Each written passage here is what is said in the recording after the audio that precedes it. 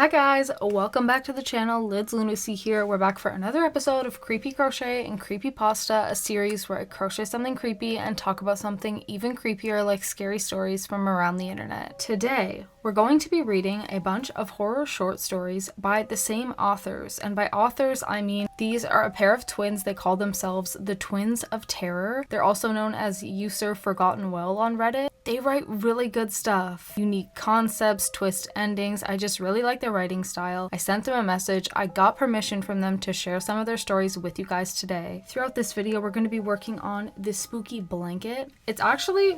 she's coming along because I also work on it when I film my TikToks. Anyway guys, check out my Etsy for crochet patterns and plushies. Like and subscribe. Yeah, without further ado, let's get into some of these scary stories. Alright guys, I am going into these stories blind with you, so I'm super excited. Let's get into it. My wife was killed over a worthless piece of jewelry. Every Friday at 7:30, I sit down at Dory's Steakhouse and order a blackened 12-ounce ribeye with a side Caesar and double serving of horseradish mashed potatoes. So rare I can still hear the cow mooing. I'm a well-done man myself, but not my wife. She liked her steak bloody. That was the last meal she ever ordered. It was our anniversary, and I should have been there with her, but my connecting flight got delayed. I couldn't get another flight until morning. I was the one who told my wife she should go out anyway, that I'd be back in the morning and we could celebrate then. I hope you can forgive me, I said through the phone. You're gonna owe me big time. You know what I want. She wanted to be screwed. If she lived through the night, it would have been my honor to oblige her. Waiter, check please. I paid my check and left, walking through the alley behind Dory's like I always do. Like my wife did that night. She left after scarfing down her anniversary dinner and took a shortcut so she could get to her car quicker. A man jumped out from behind a dumpster and pulled a knife on her, commanding her to take off all her jewelry. She started with her pearl earrings, then took off the gold necklace I got her for Christmas. But when he asked for her wedding ring, she refused. Ironically, it was the only worthless piece of jewelry she had on her.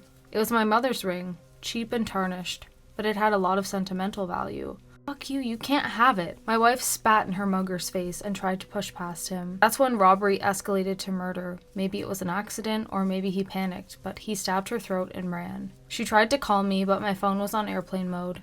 I didn't get to hear my wife's last words. She had to leave a message. Through gasps of air and gurgling, all she could say was, red coat, gold knife, brown boots. A perfect description of the very man who just jumped out and pulled the knife on me. No funny business. Give me your wallet and your phone. Criminals are nothing if not creatures of comfort. I knew if I walked through the same alley she did, if I followed her routine long enough, the man would appear again. Now, give me your damn wallet. I held up my hands in panic. It's in my coat pocket, I cried. I'm not resisting, just take it. The mugger slowly reached into my coat pocket. What the hell is this? Not knowing what he was holding onto, the mugger slowly pulled out a live hand grenade. I quickly grabbed onto his hand so he couldn't drop it, and then pulled the pin. We both owe my wife an apology. Let's go meet her. Oh, that...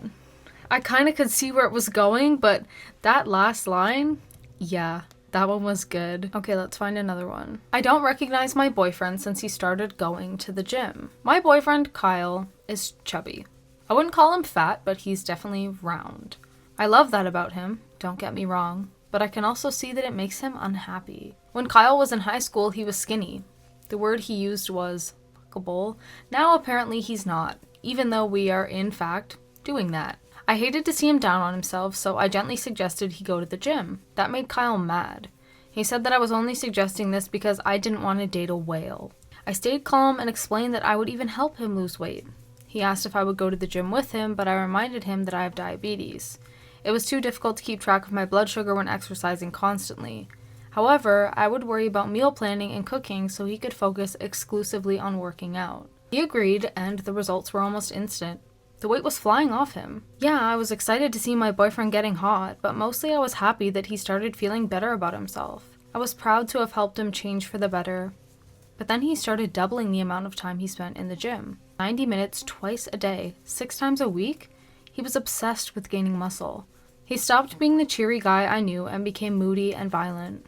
I thought I could love my boyfriend no matter what, but then I stumbled upon his performance enhancers. When I confronted him explaining how dangerous steroids are, He lost it, yelling in my face how I'm the one who pushed him down this path in the first place.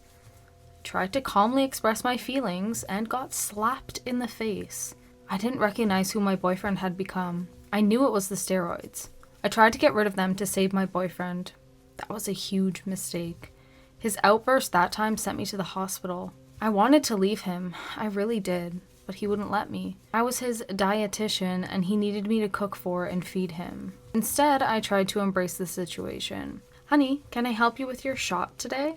Kyle was getting so bulky that it was hard to reach his backside for his daily shot. He was thrilled to let me do it. I filled the syringe, stuck it in his backside, and pressed down the plunger. An hour later, Kyle said he was feeling dizzy. Shortly after, he had a seizure and then went into a coma. I called the paramedics, and when they arrived, I told them all about his steroid use.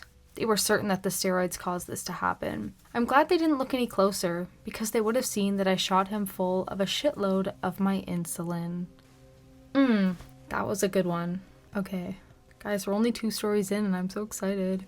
A nap saved my dad's life. 4 months, all my dad could talk about was his upcoming trip to LA. How excited he was to see the Hollywood sign, the burger he was going to order from In-N-Out, Lakers this, Clippers that.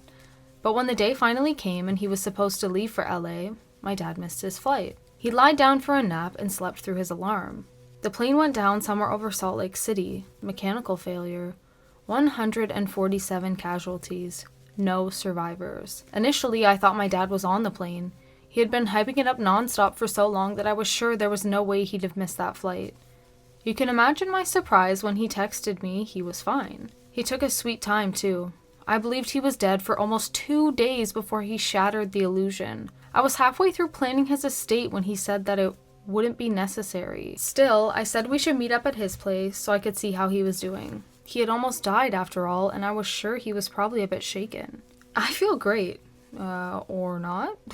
That's good to hear, Dad, I said. Sorry your trip to LA didn't work out. I know you were looking forward to it. I never cared much for LA. I just wanted to go to make you jealous. Asshole. He knew that going to LA has always been my dream. Seeing the Walk of Fame, getting a hot dog at Dodger Stadium. All of it. Mine. Well, I'm lucky you didn't invite me then. I'd be flat as a pancake somewhere near Salt Lake. I did invite you, he smiled. I just didn't offer to pay for it. That's my dad for you. I'll never understand why rich people are so stingy with their money. He could have made lifelong memories with his daughter, and it'd have cost pennies to him.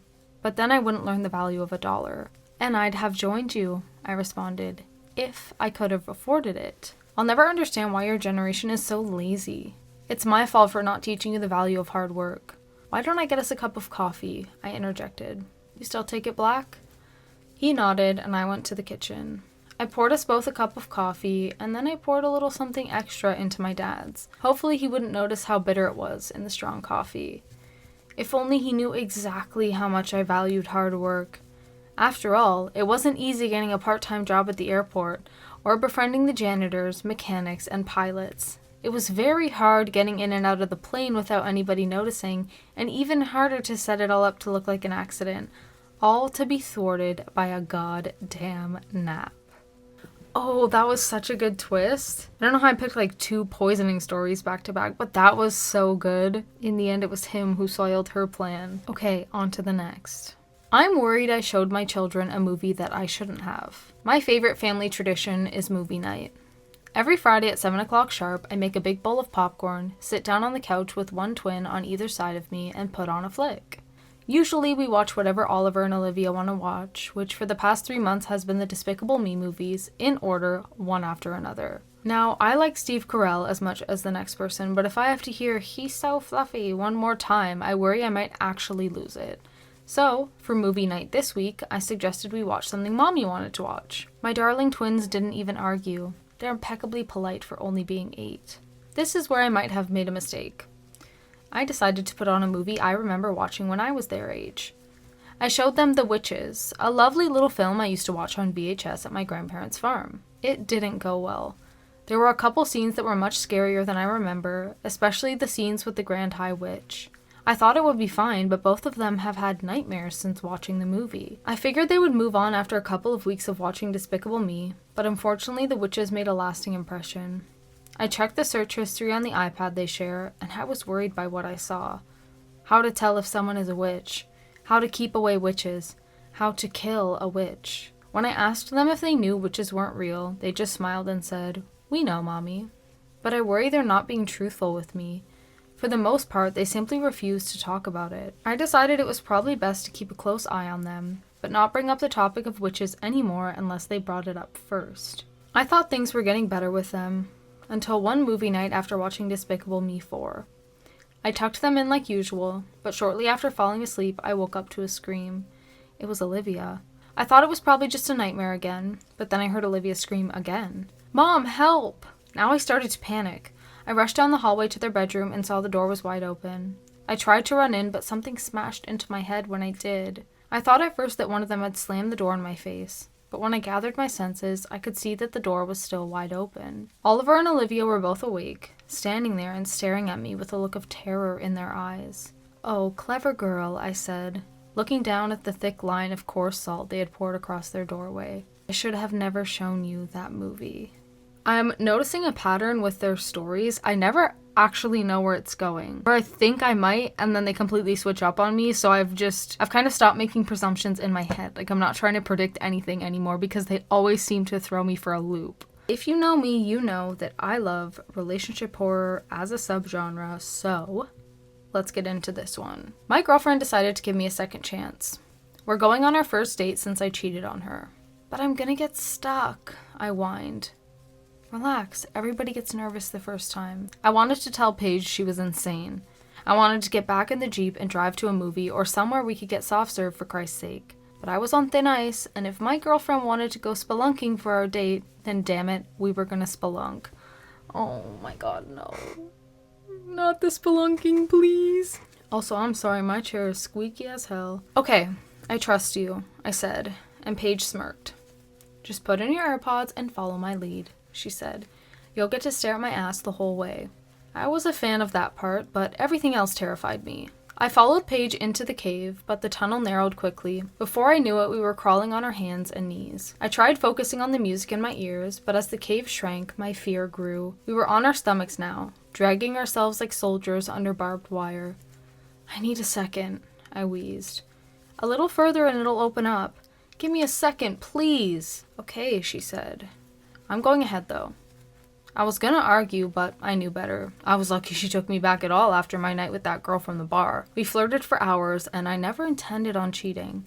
But then she came in for a kiss, and I didn't stop her. When Paige took me back, I promised I'd do anything to make our relationship work. Even crazy shit like this. I started crawling after her, but I didn't make it far before the cave tightened even further. The ceiling was scraping against my back now, and I was having trouble breathing. I heard a call ding in my ears, and after struggling, I double-tapped my AirPods to answer. It was Paige. "Are you coming?" Oh my god, that... Guys. Guys. Oh my god, my heart is beating. Okay, I didn't charge my phone last night, so I just got the warning that my phone is at 20% battery. But the way it, slid onto the screen, it literally looked like, from the corner of my eye, like somebody coming through, because this is an open door, like somebody coming through the doorway. You see, this is the feeling I chase when I read horror stories and watch horror movies, but goddamn. Oh my god, okay, I'm sorry. Let's get back to this story. I heard a call ding in my ears, and after struggling, I double-tapped my AirPods to answer. It was Paige. "Are you coming?" she asked. "I'm not gonna fit, babe. I'm freaking out." "Okay, don't panic. If you panic, you'll use up all the air and you'll suffocate." "What?" "I'm kidding. Jeez, lighten up. Just crawl backwards until the cave widens enough for you to turn around. I'll meet you back at the entrance." She hung up. I started shimmying backwards, but no matter how far I went, the cave didn't get any wider. I crawled and crawled and crawled until Paige eventually called again. "Don't be mad, but there's something I have to admit to you," she said. Those were the exact words I used when I confessed to cheating. "What?" I said, trying and failing not to sound afraid. "I never told you the name of these caves." "Okay." "They're called the Dead Man Caves, on account of how easy it is to get lost. Don't worry, I'm sure you're almost out. Just keep crawling." She hung up again. I followed her advice, but then two things happened at once. First, my AirPods started beeping that their batteries were low. Second, my feet hit a dead end. The chills that I just got, like full goosebumps. Ew, oh my god, bro. Hey, so in case anyone was wondering, spelunking, cave diving, completely optional. Hey, so you don't have to do that. Hope that helps. Hey, so you don't have to do that. Oh my god. My feet hit a dead end. That is brutal.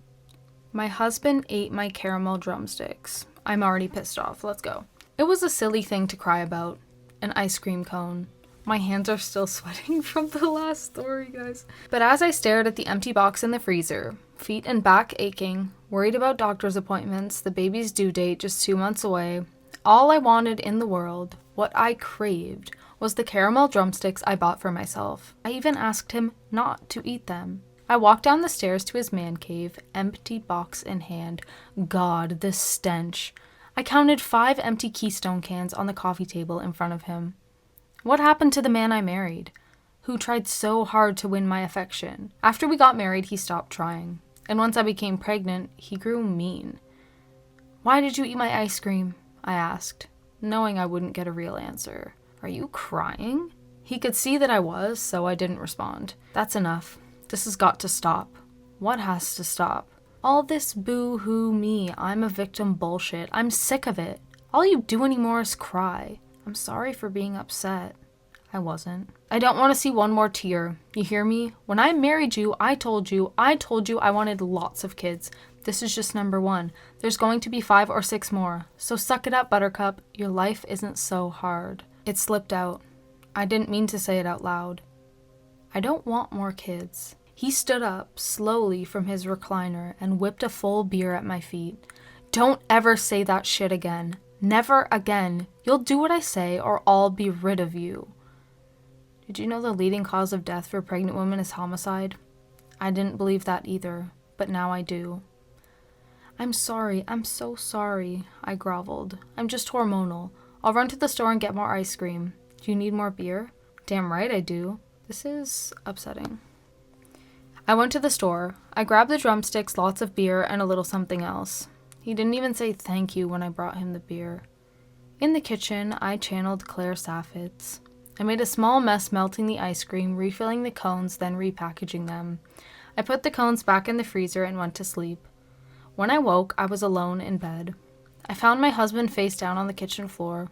Can you believe, after crying and confronting him, the drunk bastard still went to eat more of my caramel cones? He ate 3 and was too wasted to taste the rat poison I'd mixed in the sweet vanilla ice cream. I took out my phone. I worked up some tears. I just had to cry for the police to make it seem natural. Then I'd never cry for him again. The top comment is, I so love to see twat waffles get exactly what they deserve. I mean, yeah. You're right. I wonder if they have some longer ones. This one seems short as well, but I'm not mad. My husband has discovered something awful. My husband woke me from a nap with a gentle shake. I said, suppressing a yawn. What was that? I need to show you something, Brad said, his voice trembling. Now? It can't wait. Brad helped me off the couch and led me upstairs to the guest bedroom. Inside, a collection of weapons were strewn across the bed. A butcher knife, an aluminum bat from Brad's short stint playing rec ball, a handheld crossbow, and most notably, a plate of snickerdoodles. Brad, what the hell is going on? I gestured to the tiny arsenal. I have to show you. You won't believe me otherwise. Brad walked across the room and opened the curtains. It was a beautiful day, but too hot for October. Our neighbors across the street were outside. Mrs. Snyder was watering her flowers, even though they'd all be dead in a month.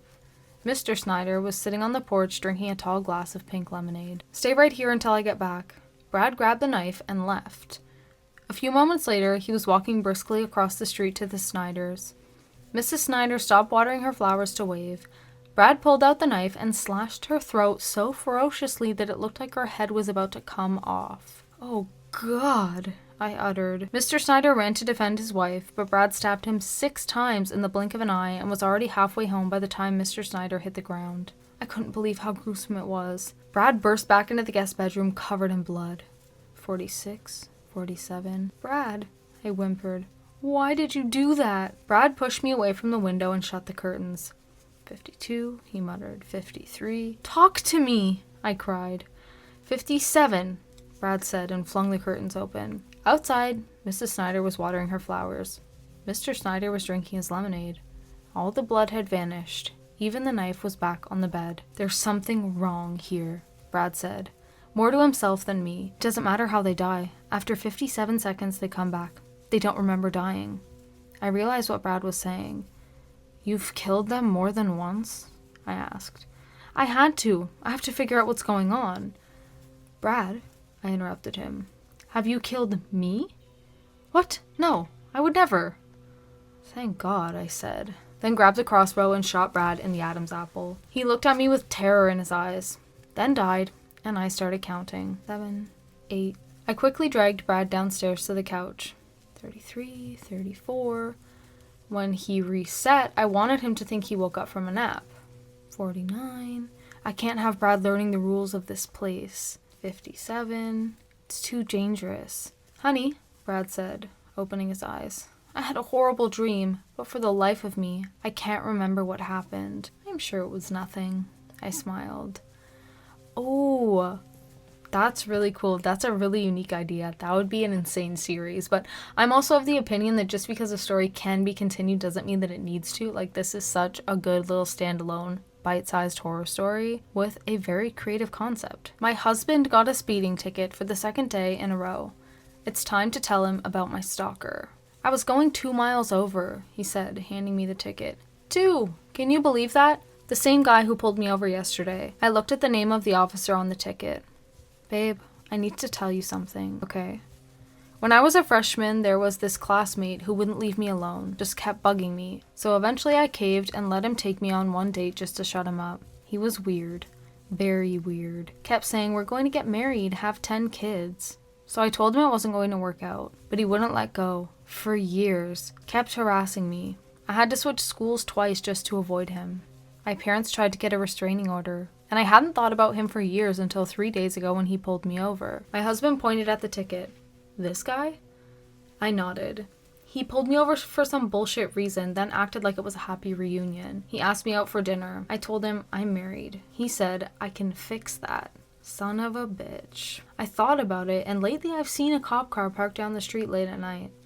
I thought, great, less crime. But now I think it was him. He's watching me. I don't think he's going to leave us alone. My husband angrily crumpled the ticket in his hand. I'll take care of him. How? I'm scared. I will take care of him. It's been 5 days since I last saw my husband. 5 horrible, gut-wrenching days. I walked into the police station and told them I needed to report a missing person. The officers were no help. I knew they wouldn't be. Oh, he's probably run off with another woman. My husband would never. I didn't report him missing because they were going to find him. I knew doing it would get my stalker's attention. I hadn't even made it halfway home when I saw him in my rearview mirror. He flashed his lights and I pulled over. He walked to my car with a big smile on his face. Knocked on my window like I was his birthday present. The thing about predators is they have tunnel vision. The bastard couldn't keep his eyes off me. He should have been looking behind him. It made a horrible, disgusting crunch when my husband ran him over. In a human versus a stolen Kia Optima collision, the car's always going to win. My husband had been waiting outside the police station just like we planned days ago. My stalker laid on the ground seizing. There was less blood than I expected. Half his skull was missing. My husband sped away and was already out of sight. Now all that was left was to call 911 and report a tragic hit and run. It happened so fast. I won't remember many details. Another banger! Another banger! I went on my first Tinder date today. My date showed up with her mouth sewn shut. The first thing I noticed was her short blonde curls. They made her blue eyes shine brighter somehow, and I found myself captivated by her beauty. The second thing I noticed was the stitches. Sophie pulled out her phone and typed something, then I felt my phone vibrate in my pocket. You must be Marcus. It's great to finally meet in person. I thought about leaving, but only for a split second. When I saw the cheerful way she was looking at me, I thought, what the hell? Should we order something? I asked, and Sophie nodded vigorously. We both got a small latte. I paid for our drinks, and we sat down. I awkwardly started sipping my coffee, but our short-lived silence was interrupted by another text. Question: what is your opinion on kissing on the first date? I looked up from my phone and Sophie was puffing out her lips. I snorted. I couldn't help it. She was funny. Oh my god, I'm so sorry. That was my horrible attempt at a joke. I'm sorry. I don't know if I should text you back or just talk. Whichever you prefer. I was nervous, so I started talking about myself. I was a nurse at a local hospital, something my friends teased me about endlessly until they saw how much money I made. I was born and raised in Des Moines. I loved traveling. Oh, and I haven't been on a date in years. Maybe I shouldn't have said that last part. Sophie smiled and nodded attentively the whole time. She looked so freaking cute. Why did I say it like that, bro? Okay. Can I ask you something? Of course. Why a coffee shop if you can't... I pointed to my lips. I love the smell. That made sense. The shop did smell amazing. Besides, who says I can't enjoy coffee? I was just waiting for it to cool down. Sophie put her nose over her coffee cup, then sucked in like she was snorting a line. I burst out laughing. Sorry, another lame joke. But it wasn't lame. In fact, this was the nicest date I'd ever been on. Would it be weird to tell her that? Sophie and I talked for 3 amazing hours. I really didn't want to leave, but I had a shift starting soon. Would it be awful to ask for a kiss before you go? It won't hurt, will it? Sophie shook her head. I didn't know why her lips were like that, but it didn't bother me. We leaned in, face to face, and I only hesitated for a second before Sophie grabbed the hair on the back of my head, pulling me in for our first kiss. For a moment, the world stopped turning, but when she pulled away, something was wrong. Finally, Sophie rejoiced. I wanted to say something, but I couldn't. My mouth was sewn shut. Sophie smiled a toothy grin. Call me if you can get rid of those stitches. I really enjoyed our date. Dude, I'm so sorry you got played. You got played, my friend. Guys, I'm giving my hands a quick break. Is it really so bad to lie to your wife? Sometimes you need to lie. My wife lifted her shirt and showed me the scaly rash engulfing her stomach. Do I need to go to acute care? No matter what, I couldn't let her go to the hospital. They probably just changed the laundry detergent ingredients. You'll be fine, babe, I lied. You sure? This morning it was barely pink. If tomorrow it's worse, I'll take you to acute care. I'm sure it's nothing. Besides, I have a surprise for you. I led her to the basement where I'd set up her Nintendo Switch on the big screen. I'd lit every candle I could find for mood lighting. There was a bowl of her favorite seltzers on ice, just what I could get from the fridge. I couldn't go to the store. They were all closed. What's all this? She asked. I turned the TV on and revealed the home screen of Stardew Valley. Thank God she had the cartridge. I had already trashed the Wi-Fi router. I want to watch you play. She laughed. What? You hate this game. I never said I hate it. You did. No, I lied. I said it wasn't for me. You need to finish the community center. I know you've been so busy at work. Why don't you finish it tonight? I want to watch it. That might take a few hours. Awesome. I'm excited. Stardew Valley was my wife's favorite game in the world. She played for 2 hours before she asked if I could see her phone. No matter what, I couldn't let her use her phone. I'm really sorry, babe. I broke your phone. What? I lost mine, so I was using yours and I broke it. I promise I'll get us new ones in the morning. She wanted to be mad, but I made a peace offering. I brought her the bottle of wine I was saving for our anniversary. We laughed, drank. She finished the community center. The wine caught up. As she laid down, she told me she felt weak. That's just the wine, I lied. I brought you a glass of water, with the crushed ice in your favorite cup and the straw you like. I told her, you're my entire world. I love you. That was the truth. She said she loved me too. No matter what, I couldn't let her know. If she had left the house, used her phone, she would have seen the warnings they released today. I just got full body chills. The head of the CDC called it a world killer.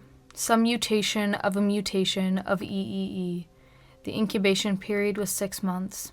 6 horrible months where the virus was extremely contagious, airborne, and asymptomatic. They estimated that 96% of the world was already infected. After 6 months, a rash appeared on your stomach. Then it got worse. Then within 24 hours, your brain swelled, and you died.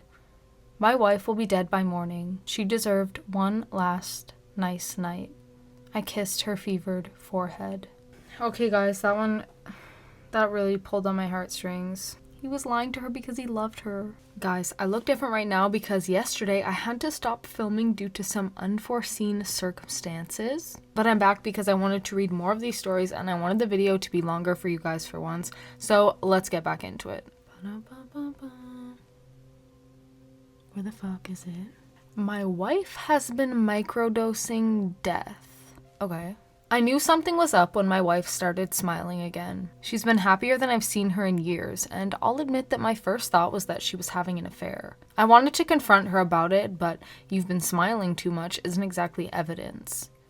But then she started coming home with dirt under her fingernails, and I knew I had to speak up. Something funny was going on, and I was going to get to the bottom of it. I told my wife, if there's anything you want to tell me, now's the time, because if I find out on my own, then I'm going to be very upset. She admitted everything. You've been doing what? I asked. Burying myself alive, she smiled. It's been life-changing. For 30 minutes at a time, once a week, every week for the past 3 months, my wife has been buried alive in a coffin. First, the adrenaline kicks in and you panic, she explained. But afterwards, you feel completely at peace. All your problems seem so small once you've stared death in the face. You've got to try it. After a small back and forth, my wife somehow convinced me to try her little therapy. I mostly agreed because I wanted to catch her in a lie. When I came out of the ground and didn't feel any better, I'd make her confess the real reason she's been so happy lately. At 7:15, I entered the coffin. Give me your phone, my wife demanded. Why? I asked. It's going to be dark down there. Because I know you, and given the chance you'll be on your phone the whole time you're down there. You have to actually pretend you're dead for it to work. I begrudgingly handed it over. All right, I'm going to close you in. Wait, I said, setting a 30-minute timer on my watch. Okay, I'm ready. She shut the lid, and then I heard dirt sputtering across the coffin. The panic set in very quickly. I mean real panic. I started pounding on the lid, begging to be let out and howling into the empty darkness. Nothing worked, but soon the dread was replaced by a calm, just like my wife said. I was face to face with death, and every mistake I ever made played in front of me like a film. What the hell was I doing with my life? I've spent so little time actually enjoying being alive. I've grown old and bitter and resentful of everything. I've become revolting. I mean, what kind of a man gets suspicious of his own wife because she's happy? I'm only projecting because I'm the one who had an affair first. I started planning all the ways I was going to do better, be better, when the alarm on my watch went off. Time's up, I shouted. Get me out of here. I heard nothing. Hello? I called out again. You can let me out now. The top comment says, I saw this one coming, but it was still a fun read. That's exactly how I feel. As soon as I really thought about it for a second, I was like, no, this is a setup, but you gotta give it to her. She's clever. Okay. A 3rd grader told my daughter she was going to hell. When I got the call, I couldn't believe it. My daughter involved in a fight? My daughter, Maisie? Maisie wouldn't hurt a fly. When we find a bug in our apartment, she makes me take it outside instead of squashing it. The principal didn't say much over the phone, but he mentioned that, after an argument, the other girl told my daughter she was going to hell. I said I'd come get Macy, hung up, and threw my phone on the couch. This was all my fault. I was brought up in a strict, conservative Catholic household, and for reasons I'm sure you can imagine, I am no longer religious. I decided early in Maisie's life that I wasn't going to baptize her or take her to church in any capacity. I didn't anticipate a grade schooler trying to convert my daughter. I pulled into the school parking lot and took a deep breath. If that other girl and her mom were here, I was going to give them a piece of my mind. The principal was very unhelpful. Maisie stared at her feet while he lectured us both. Rather than focus on the fight, he insisted that Maisie's lack of a male role model was the real culprit. He wanted to know if I had any plans to remarry. I had to bite my tongue to keep from cussing him out. When Maisie and I got to the parking lot, I saw a young girl in tears with her mother. She had "first trip to the principal's office" written all over her. Maisie, wait in the car for mommy. But, Mom, no buts. We'll talk after I speak with your friend. I didn't want her to hear this next part. I walked over and politely said, "Excuse me." I was going to tear into her, but the girl's mother started apologizing profusely. "I am so sorry," she said. "This was all my fault." Here it comes. My daughter is worried about our souls. Disturbed. Huh? She's heard voices ever since starting 3rd grade. They say the most awful things to her. I think your daughter interrupted one of her episodes. I'm so sorry. I've tried to get her a therapist, but I can't get her an appointment till January. She kept rambling, on the verge of tears, with her daughter behind her hanging onto her leg. All I could say was, "It's water under the bridge." Like that made things any better. I completely misread this situation. I thought some religious girl was trying to convert my daughter. Turns out my daughter was just in the wrong place at the wrong time. I apologized to them and walked back to my car. I shut the door and looked in the rearview mirror. "Well," I said, "do you have anything to say, Maisie?" "I'm sorry." "Sorry for what?" Maisie spoke, not out loud, but directly in my mind. Her voice was gargled and sinister. "Sorry I said those awful things to her." Oh, that was a crazy twist. I did not see that coming at all. So that means that she can speak directly into other people's minds. That's a really unique concept. I like that one. All right, let's see. "I will make my husband stop gaslighting me. We'd been married 16 years, and he was cheating on me with some intern nearly half his age. It wasn't hard to discover. One day he was golfing, and I checked his work laptop, and there were dozens of emails. Filthy emails. When I finally confronted him, he denied it. When I told him I saw the emails, he said, 'You probably wrote them. You wrote them to blame me for your infidelity. You're probably cheating on me.' He really went off on me, screaming about how awful I was to him. Then he walked away like nothing happened. I slept in the living room that night. The next morning he came downstairs and fucking asked me if I'd made anything for breakfast. 'Are we going to talk about the affair you're having?' Honey, you have to stop imagining these things. It's bad for your mental health. You know you struggle with depression. If you keep this up, I'm going to make a doctor's appointment for you. We'll get you on some meds again." I wasn't going to let him do this. I went right up to him. "I saw the emails. Her name is Phoebe." He slapped me across the face hard. "God, why did you make me do that? Why did you attack me? You scared the shit out of me." He went and ate a bowl of Raisin Bran like nothing happened. When he returned from work, I asked for a divorce. He told me if I kept on with this fantasy, he would get me committed to a mental hospital. For my own safety. I couldn't live like this. Sometimes you have to fight fire with fire. When he woke the next morning, he sniffed around before asking me, "Do you smell gasoline?" "I don't smell a thing, babe," I said, pouring him a roll of Raisin Bran. When he returned from work, he insisted, "How can you not smell that? It's definitely gas." "Oh, honey, you must be spending too much time in the garage. There isn't any smell." Day after day I did this. Weeks, then months, until he stopped asking about the smell entirely. Then one night he asked, "Does the bed feel a little moist to you?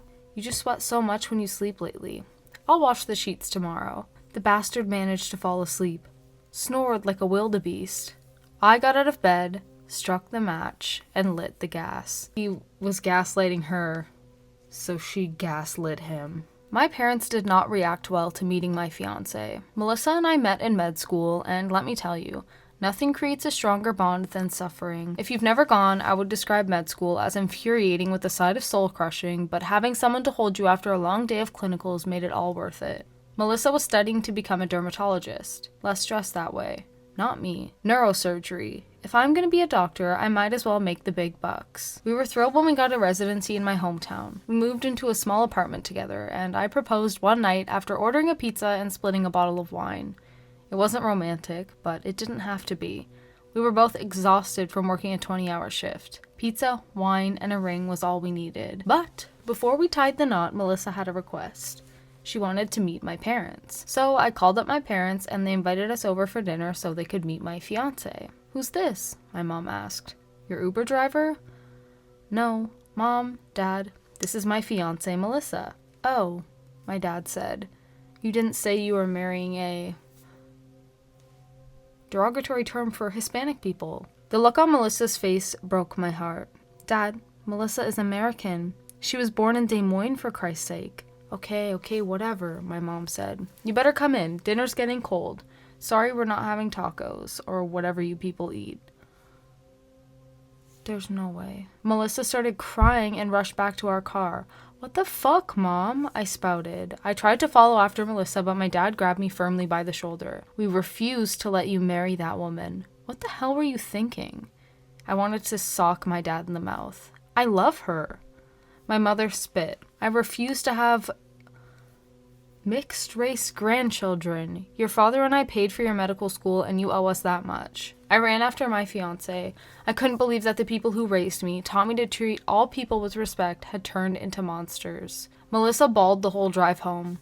She said that maybe we shouldn't go through with our wedding. I told her that I loved her more than anything, and that we would be getting married. I said I would talk to my parents and set them straight. I promised her they'd be sitting front row at our marriage with smiles on their faces. When our wedding day came, I kept true to my word.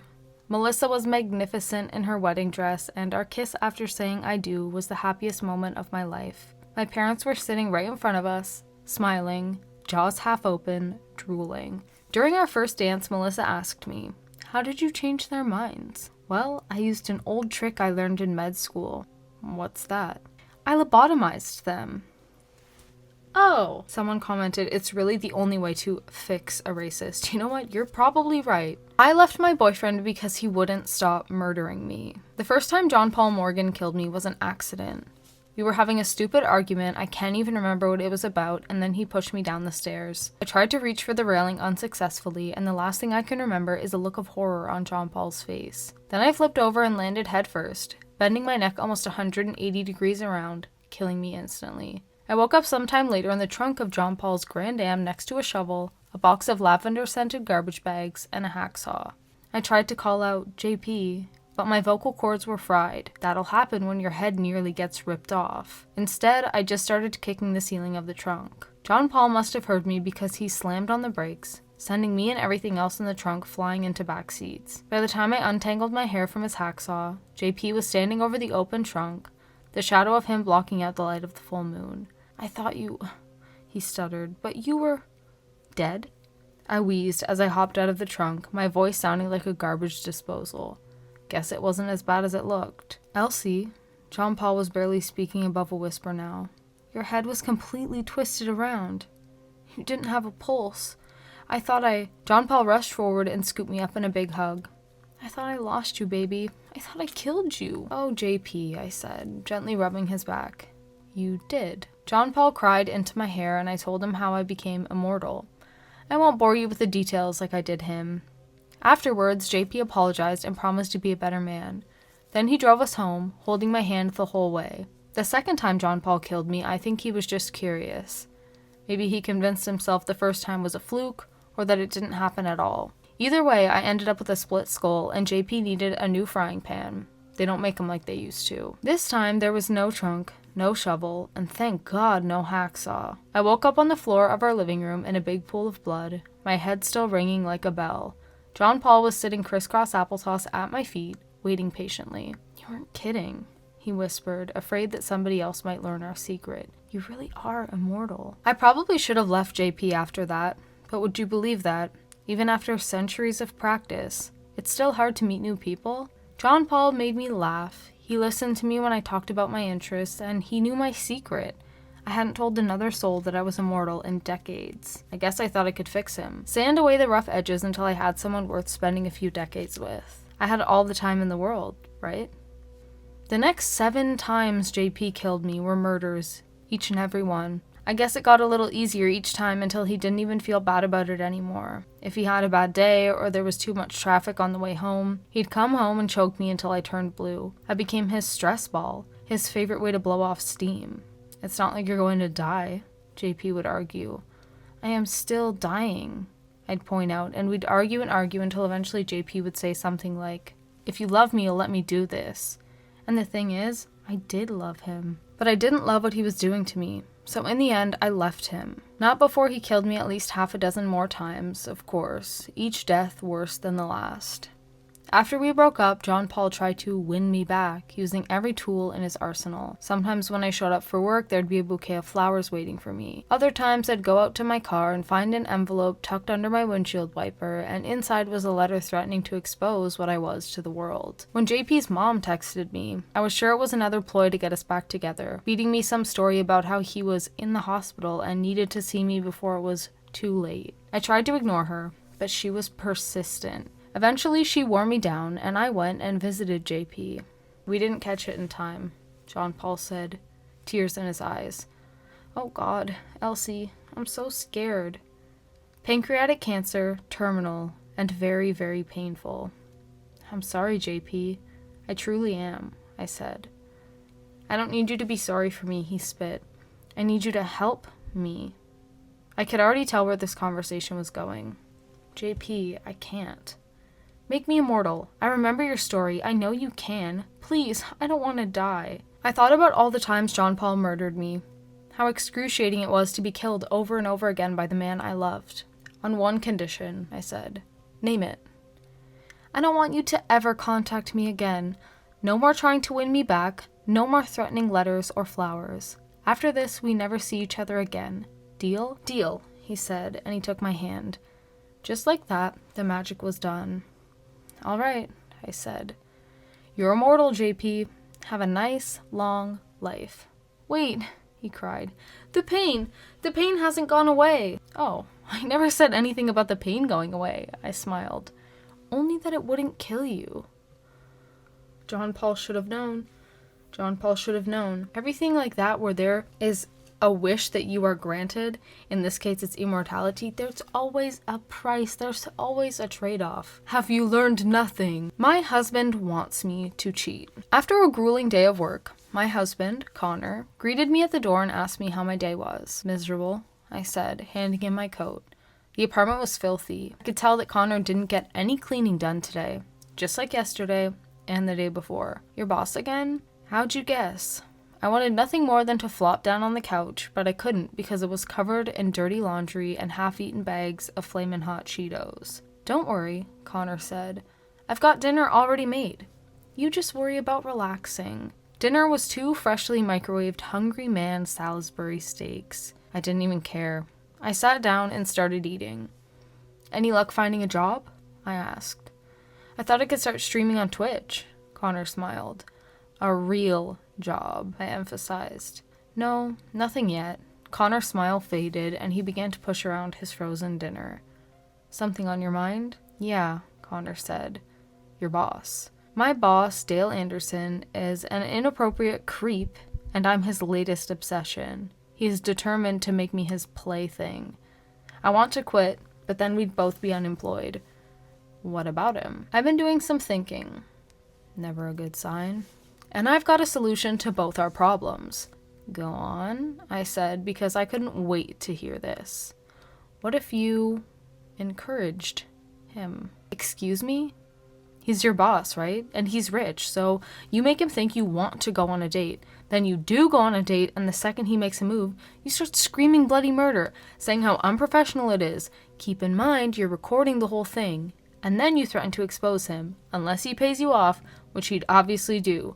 Then we live off that money until the economy improves and we can get better jobs. 2 birds, 1 stone, and all that. So what do you say? Bro would rather her cheat on him with her boss and then blackmail her boss than just go frickin' flip some burgers at McDonald's. Please. Connor was 100% serious. There are a million things I want to say or scream, but I settled on sure. Sure? I'll do it. How'd it go? Connor asked. Give me a minute? I brushed some Cheetos off the couch and sat down. Yeah, Connor said. Take as long as you need. I took a deep, cleansing breath, and there was a knock at the door. It was the police. Officers? Connor uttered. How can I help you? Are you Connor Wilson? Afraid so, Connor joked. Is this your wallet? The officer held up a plastic baggie with Connor's wallet inside. Oh, yes, I lost it this morning. Thanks for returning it. Book him, the officer said, and his partner put Connor in cuffs. What's going on? Connor cried, struggling against the restraints. We found your wallet at the scene of a murder. Bet you thought you'd get away with it. After the officers took Connor away, I couldn't help but smile. I mean, you know what they say. 2 birds, 1 stone, and all that. Again, another excellent ending to a really good story. I told my wife, no matter what, she can't look. She binds my hands with the rope. Is that tight enough? My perfect wife asks. Tighter. Next comes the chains. Unfortunately, they're just steel, only meant to slow me down as much as they can. Do you have any idea how expensive silver chains would be? We're talking tens of thousands of dollars. Steel will have to do. I'd probably break them anyway. My wife guides me into my cage in our basement. I have to tell her to stop calling it the kennel. I'm sensitive about dog jokes. She snaps every lock shut, all 20, and places the small amount of silver we do have in the cage. This cage is a fortress. Should be impossible to get out of. Comfy? She asks. It's not supposed to be. The full moon will be here soon, baby. You should get upstairs and lock the door. I was thinking... No, not this again. Please! She gives me the puppy dog eyes. Normally I can't resist the puppy dog eyes, but on this, I won't budge. It's too dangerous. When I transform into the wolf, even the scent of you could drive me into a frenzy. A frenzy? She blushes. I just want to take a peek, that's all. Just an eensy-weensy peek. It's kind of hot, you turning into a wolf. Hot? This is a curse. Hey, don't talk about yourself like that. You're not cursed. I love my werewolf husband. I just think it'd be something to see you like that. Izzy, promise me you will lock the door and stay upstairs until morning. She hesitates. Not even a tiny little peek? No. Ugh, fine. She pouts all the way up the stairs and locks the door. The transformation is always somehow worse than I remember it. It starts with my nose. Suddenly, it's like every smell in the house is ramming up my nostrils. The mildew, the garbage. The only solace is my wife's perfume punching through the air. Then it's the needles. No, razor blades, like someone dragging a million razor blades all over my skin. Just when the nightmare really begins and agony consumes me, everything fades to black. The wolf takes over. And then it's over. I always wake up groggy, confused. I've managed to break the chains, but I'm still in the cage. Thank God. But something is wrong. I smell blood. No. Oh God. I look out the cage and see my wife, scratched to hell, pale. Blood is everywhere and she's missing her arm. She must have reached into the cage to try and pet me. Where's the arm? I look all over. Oh fuck, did I eat the arm? I gag and throw up some bile. Why didn't you listen? I scream as tears stream down my face. I pound on the locked bars in front of me. There has to be a way out. Okay. That was really good. I love a werewolf story. And that was honestly... for the first little chunk was just a nice sweet romance, and then he ate his wife's arm, so that's unfortunate. My husband was so excited for Thanksgiving dinner. I turned the oven all the way up when he wasn't looking. My husband has always been a meandering type. I loved that about him. He and I were content to go through life whichever way the wind blew us. That changed when he hit 45. I think all men go through a midlife crisis at some point, but it hit my husband like a truck. We never had any children, we were never ambitious in our careers, we just coasted, and my husband felt like he had wasted his youth with nothing to show for it. That was how he described 15 years of marriage. I thought he was being overdramatic, but I suggested that he find a hobby, something that would inspire him, or at least take his mind off the ever-looming inevitability that we all die and sad and alone. Maybe it's my fault for suggesting so, but my husband did find something to give his life meaning.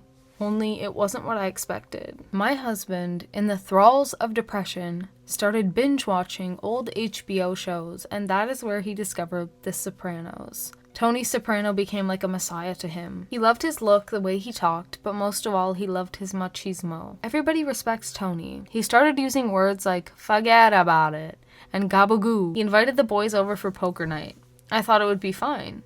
If he wanted to cosplay being in the mafia, what should I care? How was that any different from being a Disney adult or a member of a D&D group? That was until I eavesdropped on him during poker night. I was bringing some cold cuts for him and the boys when I overheard him talking about his gumar, a word which was completely foreign to me. Spending time with his gumar, how great his gumar was. I looked it up online and learned he was talking about his mistress. I confronted my husband that night after his friends left. I asked where he got the balls to cheat on me, and that's when he struck me. I guess he learned that from watching The Sopranos too. He said, all men do this, and that as a wife it was my job to look the other way, to forget about it, as he would have so elegantly put it. I pretended to apologize and left. Thanksgiving rolled around and my husband went all out. After everything was cooking nicely in the oven and he stepped out of the kitchen, I turned the oven all the way up. A nice little surprise for him, I thought, and went to the living room. It wasn't long before you could smell the burning and taste the smoke in the air. What the fuck? My husband yelled, running to the kitchen. And then he found the surprise I left for him. Boom. I stuffed a stick of lit dynamite in the turkey. If he wanted to live like a gangster, then he could sure as hell die like one. Damn. Someone commented bada boom. This was gonna be the last one, but like, I feel like I need a palate cleanser after that. Okay, y'all. Final story. I have never had a single argument with my boyfriend. I think my boyfriend, Hugh, is going to propose. I accidentally found the ring and ruined the surprise. He hid it in his sock drawer. I don't know when he plans on popping the question, but my guess would be soon. Maybe even very soon. Whenever I'm facing a decision like this, there's a bench I like to go to. I call it my thinking place, and boy do I have some thinking to do. Hugh wants me to marry him, but do I want to marry him? Yes, I suppose I do. Hugh has been nothing but perfect to me. Since we first started dating, we have never even had a single argument. I've wanted to, but every time we're about to argue, Hugh pulls out a bouquet of flowers or tickets to a show and tells me how much he loves me. That's what's got me worried. I've never actually seen Hugh angry. I don't know how he sounds when he's yelling or how tight he clenches his fists when he's mad. When the ring's on my finger, will he still be the same man? Or when the first argument finally comes, will I finally see the real Hugh? Mind if I join you? I was so lost in thought that I didn't hear someone walk up behind me. No, I don't mind. I trailed off as I turned to face the stranger. I gasped at the sight of her. Her face was mangled beyond recognition with deep scars carved into her skin like a lattice. One eye had turned white from a nasty gouge, and the tip of her nose looked like it had been torn off. Thank you, the stranger said, ignoring my gasp. I like to come here when I have thinking to do. Me too, I hesitantly replied. I call it my thinking place. Yeah. That's right. It's the only bench in the city that nobody ever seems to sit on. If you're looking to be alone with your thoughts, there's no better place. Right. I paused. Well, I should be going. I stood up to leave, but the stranger gently grabbed my wrist. Please stay, Emmy. The stranger pleaded.